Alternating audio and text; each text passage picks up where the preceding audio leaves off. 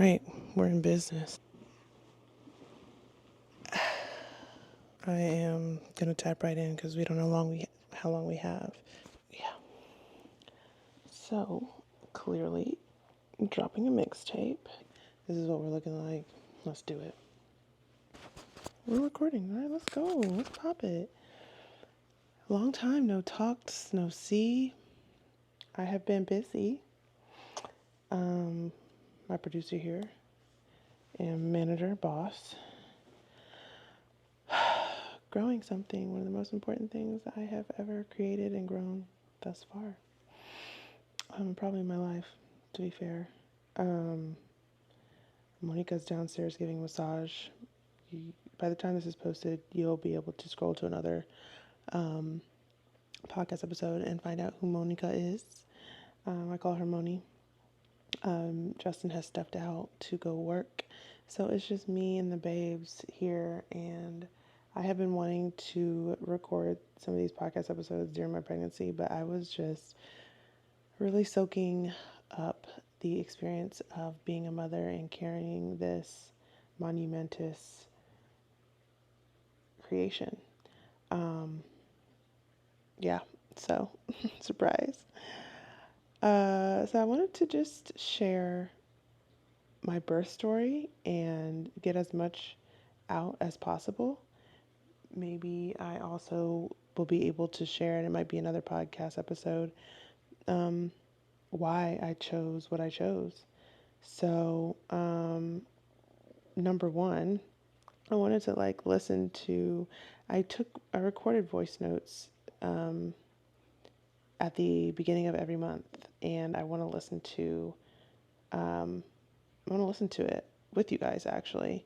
So I will also put these at the beginning of each.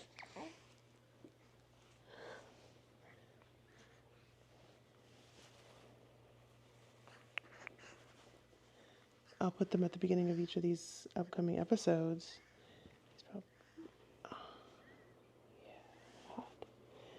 Um, so that you guys can go along with me for that journey. So let me put this one on, and there'll be better audio in there. It's week 7 of pregnancy. I want a semi wild, very informed pregnancy. I notice a lot of people literally compounding stress within their brains and their bodies by obsessing over ultrasounds, obsessing over every little thing.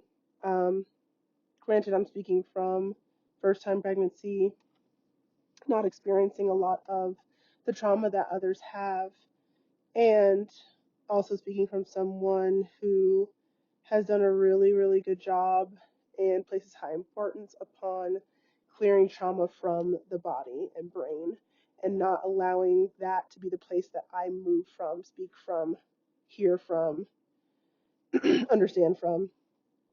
And so being here in week 7, where most people are trying to schedule an ultrasound, and I am driving through the desert in the sun, blasting my favorite music.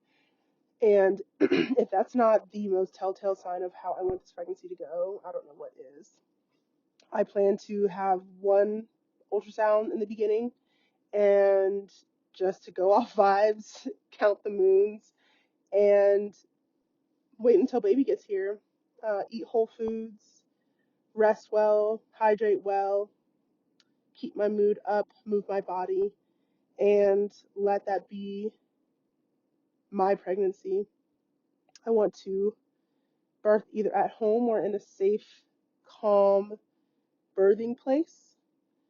I know I eventually do want to birth at home. It might not be my first one. I'm very open to what that may be, especially with my insurance and the military and all that I have going on.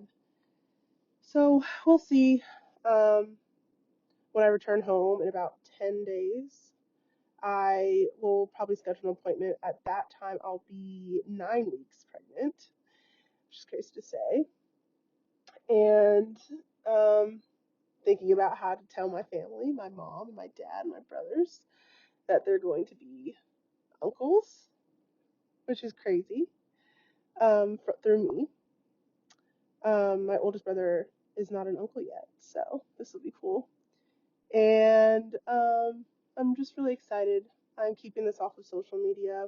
If you're listening to this, baby is either here or about to be here. And I'm just soaking in this. Symptoms or experiences. I'm going to use the word experiences. Symptoms seem so medicalized. Experience things I'm experiencing right now, like period like cramping. So some people, this is another thing. People say like it shouldn't hurt that bad. Well, my period cramps are pretty serious. Depending on what I ate, my mood, what I was doing, the movement, all of that. And so my cramping that I'm experiencing right now is not as significant as what it was during my cycles, but I still feel it. I've read that it's because of the uterus, you know, growing and increased blood flow and all of that. I have extremely sore nipples, like as if someone froze them and then scratched them with sandpaper. Is the best way I can describe it. Um, my lips are super dry. My mouth is super dry on off and on, and oh my god, the constipation. And like for me to be this hydrated, I'm like, what's going on? So I know it can only be the hormones. Yeah, that's what I got right now. I will see you at the next check-in. Traveling during this time. I had just found out the month prior that I was pregnant, and knew that I wanted to birth outside the hospital. That was number one. If you look at the stats and you look at like, okay, number one, you look at the stats. Number two, I am a CRNA. Yes, I'm a CRNA who chose a home birth. And I am really proud of that decision.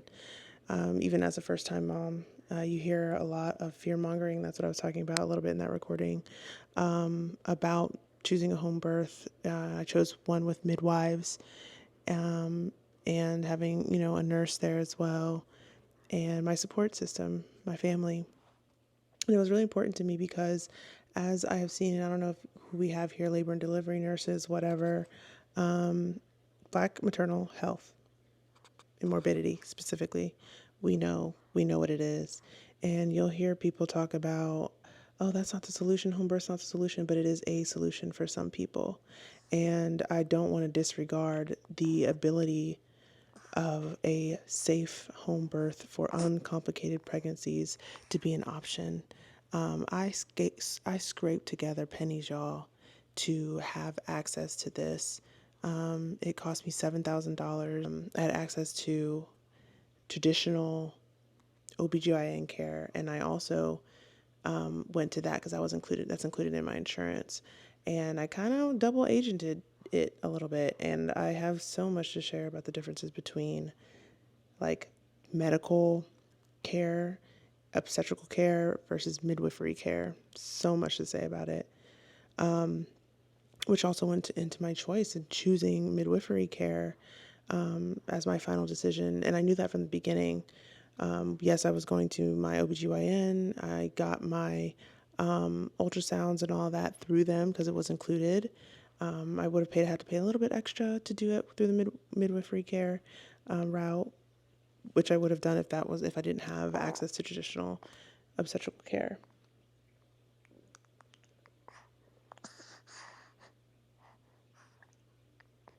Getting hot.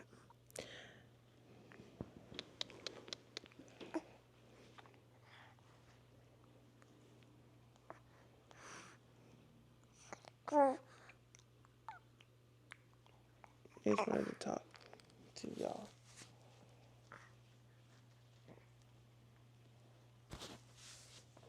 Let's go this way.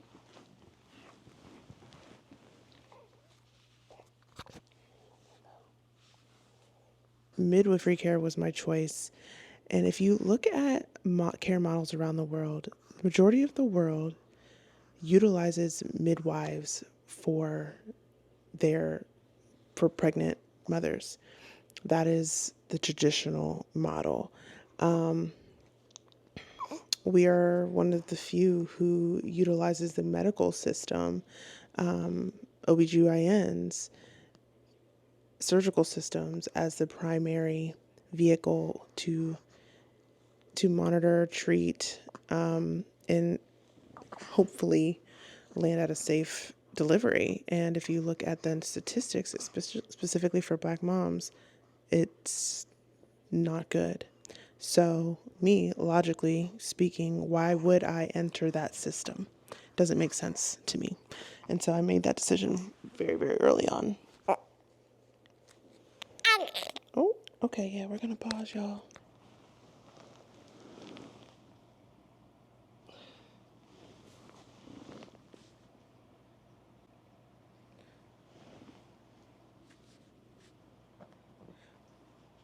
We just went on a walk, fed both boobs, diaper change, then a walk, and now we're back. Listening to that recording from my first 7 weeks of pregnancy is really, really interesting. It's really cool, though. Really cool to listen to. So yeah, talking about that specifically, week 7, most people are trying to have an ultrasound. No, I was in another country, frolicking, and was not going to have my first ultrasound probably until week 9. I think that's when it happened. I said that I wanted to have a wild but informed birth, and that I had planned to either deliver at a birth center at home. I delivered at home. Birth story incoming. Yeah, so I delivered at home for my first pregnancy, and I'm so, so glad I did. And you guys will understand why. Yeah, when I say wild but informed, I did not want to be creating anxiety and fear for myself. Here we go. Didn't want to create any anxieties or fears. And I feel like when you get on social media, that is what can be created. Is just, don't do this. If this happens, you need to check this. Blah, da, da, da, da. I was not interested in that. So I was really also diligent about my social media consumption and how I consumed and what I consumed on my feed during that time. Symptoms versus experiences. I did not want to label myself as a patient and treat myself and label myself like there was something wrong with me. Mentally, I was really diligent, just really diligent about what I called myself. And like I kind of mentioned before, going into the OBGYN's office, we would sit down for our 15-minute appointment and they'd be like, okay, now what's your chief complaint?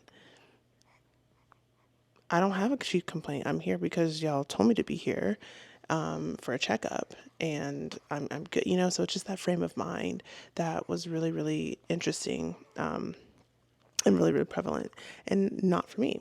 So what I experienced, like I said, my mouth were so dry, I couldn't drink enough water, and then still being constipated after that. What? Yes.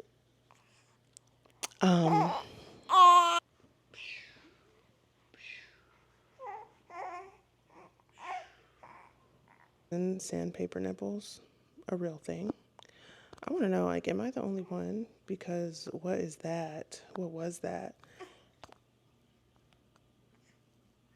Okay, so I'm going to settle this baby and then we're going to get into my birth story.